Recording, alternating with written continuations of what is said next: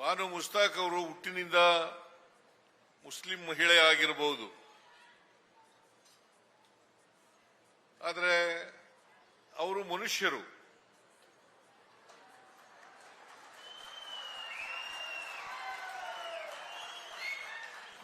ಮನುಷ್ಯರನ್ನ ಪ್ರೀತಿಸಬೇಕೆ ಹೊರತು ಧರ್ಮದ ಆಧಾರದ ಮೇಲೆ, ಜಾತಿಯ ಆಧಾರದ ಮೇಲೆ ದ್ವೇಷಿಸಬಾರದು.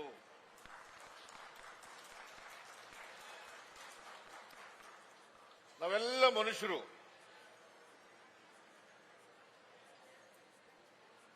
ನಾವು ಪರಸ್ಪರ ಪ್ರೀತಿಯಿಂದ ಇರಬೇಕು ಹೊರತು ಪರಸ್ಪರ ದ್ವೇಷದಿಂದ ಇರಬಾರದು.